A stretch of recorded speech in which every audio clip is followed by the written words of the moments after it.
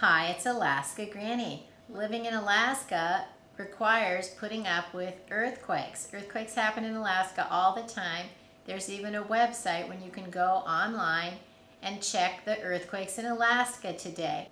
It'll show you the location and the strength or the magnitude so that you know what was that one that I just felt today. So we get them frequently, so it's part of living here. Earthquakes may not be a common occurrence where you are, but they can happen almost anywhere when you least expect it. That's the thing about an earthquake. There isn't any warning.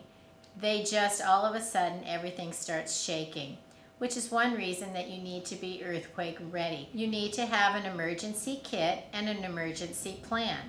But then if an earthquake does happen, we know to duck and cover and hang on and wait till it stops. But now that it's over, what do? What are the procedures and steps that you do after an earthquake?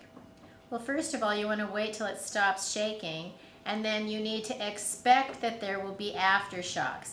Big earthquakes just come with more little tremors.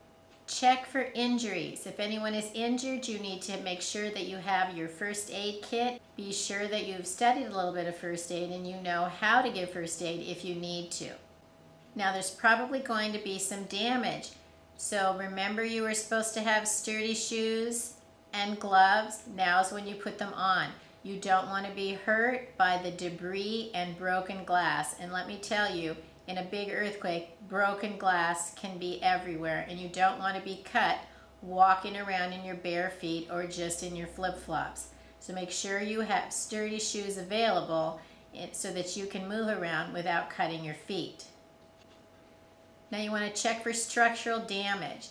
Bricks are just something that each one tends to shake on its own. So brick buildings, brick chimneys, those all tend to rattle apart like a Jenga game. They're all going to be wiggled around. They seem like they're sturdy when they're all built up, but in an earthquake, everything gets loosened up and they can continue to fall when you least expect it. So be very careful around brick structures and chimneys and make sure that they're not going to continue to fall on you. Check your utility lines. Check your water, your gas, and your electric to make sure there's no down or broken lines. If you have natural gas, make sure you have one of the wrenches that turns off your gas, and make sure you know where those utilities are located and how to turn them off if you needed to. You need to make sure that you stay away from any down power lines. Along with your gas line utility wrench, make sure you always have an up-to-date working fire extinguisher. One of the dangers after an earthquake is fire. Know how to shut off the gas, be able to extinguish a flame, and you may not have the water available if something has happened to the water lines. An after effect of earthquakes might be tsunamis. If you live near the coastline, stay away from the beach. The water can go way down, and when you least expect it, it can come rushing back up much higher than it was ever before. So tsunamis can be a real danger if you're near the shore. Don't go near the beach. Also, after an earthquake, it's not a time to go get in your car and drive around and see what's going on. Roads aren't passable. Emergency vehicles are trying to get through. It's not the time to be joyriding and seeing what's going on. You need to stay close to your location, shore up your house, secure it if it's still safe, and if it's not, figure out a place where you can be safe near to where you live.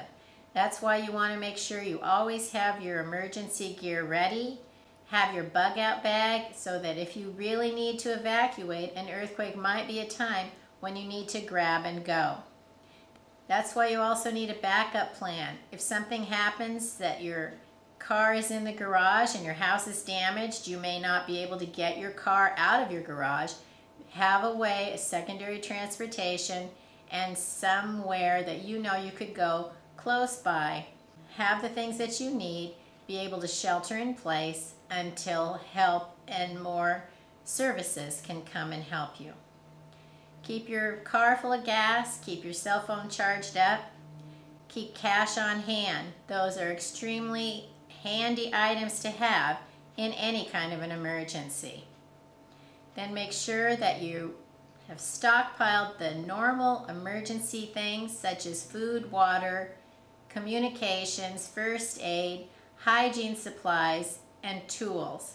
Have a plan where to meet, where to go next, who to contact, and a way to get together and contact each other so that you can make a plan together of what to do next. What's going to help you most after an earthquake or any emergency situation? The planning that you made ahead. You know where your supplies are, you know how to use them, you know when you would evacuate, where you would go, and how you would keep in contact with those you love. Then you'll be able to stay calm, or as calm as possible, and figure out what to do next. Planning for emergencies before they occur gives you a lot of peace of mind no matter what comes your way. Learn more at alaskagranny.com. Please subscribe to the Alaska Granny channel.